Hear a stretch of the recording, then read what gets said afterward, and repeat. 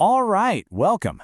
Today, we're diving into some really powerful, timeless wisdom that can totally change how we talk to each other, like every single day. We're going to break down 4 communication traps, things that might be wrecking our relationships and even our own happiness, and we might not even know it. So, yeah, let's get right into it. I mean, we've all been there, haven't we? That moment, the second the words fly out of your mouth, and you just wish you could literally grab them and stuff them back in.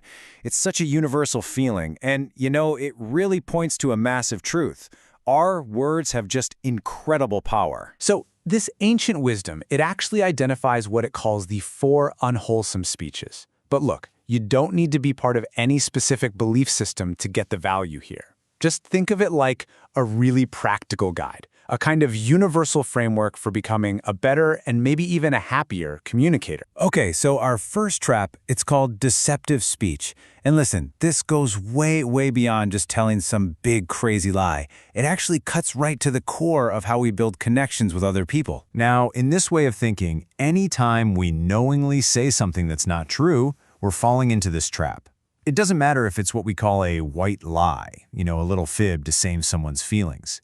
The act itself, the untruth, is what's seen as the problem. So why is it so harmful? I mean, what's the big deal?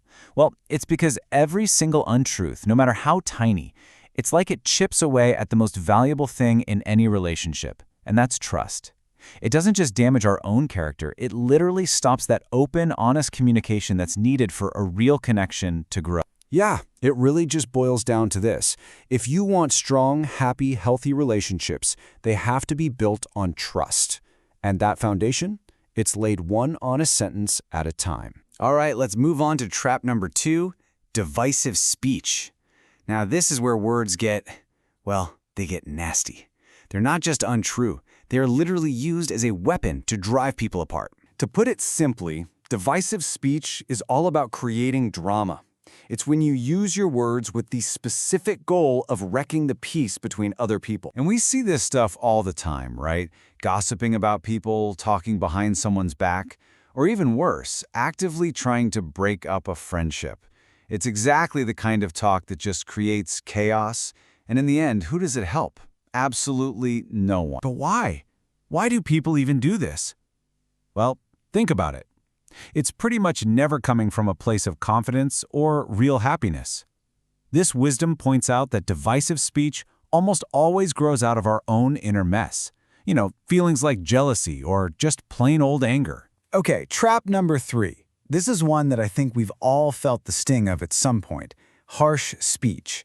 This is all about the direct, emotional pain our words can cause when we use them like a weapon. Harsh speech is basically any language you use to cut someone down to size. It can be rude, super critical, or just spoken in anger. But the intention, whether we want to admit it to ourselves or not, is to put that person down. Just take a second and think about a time you were on the receiving end of this.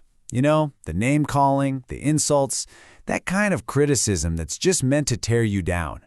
It leaves you feeling sad, totally drained, just awful. The pain that comes from words can be unbelievably powerful. And the advice here? It's so simple, but it's also really deep. Just don't do it. It's about fighting that urge to use your words to feel powerful or to vent your anger, especially when it's going to hurt someone else. All right, our final trap. This one is maybe the sneakiest of them all, and it's probably the one we all fall into the most often. It's called idle chatter. And trust me, it's probably not what you're thinking. So idle chatter in this context is speech that's just meaningless. It's useless, unproductive. It's that kind of conversation that just wanders around and around, You're just talking to talk with no real point or direction. Now, this is a really, really important distinction to make.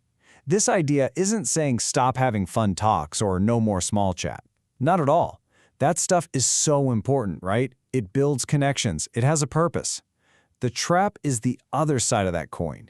It's the chatter that is completely unproductive, that has no boundaries, and that honestly just sucks the time and energy out of everyone in the conversation. So the key here is really just being mindful in our conversations. The goal is not to be silent all the time. It's just being aware enough to catch that moment when your conversation shifts from connecting and being useful to just being, unproductive noise. So there we have it. Our 4 traps: deceptive speech, divisive speech, harsh speech, and idle chatter. But why does avoiding all this stuff matter so much? Because the words you speak, they don't just vanish into thin air. They literally create the world you live in. So again, why does this matter so much? Well, because according to this wisdom, our words have real consequences. The source material calls this karma, but we can just think of it as simple cause and effect. What you put out there with your words has a funny way of coming back to you. And the real engine driving this whole cause and effect thing? It's your intention. The purpose behind your words is what really counts. That intention creates these ripples, And they don't just affect other people, they affect your own life, too. Positive intentions, they create positive ripples. Negative intentions, you guessed it, negative ones. The source material actually uses a really powerful metaphor to wrap all of this up. It says that our words are like a knife. And just think about that for a second.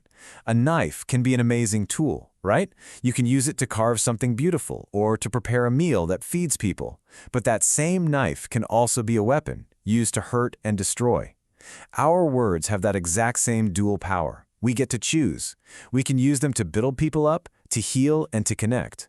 Or we can use them to break things, to hurt, and to divide. And that choice, it's ours. In every single conversation, every single day. So the real question here isn't just about which traps you should try to avoid. It's about what kind of world you actively want to create with your words.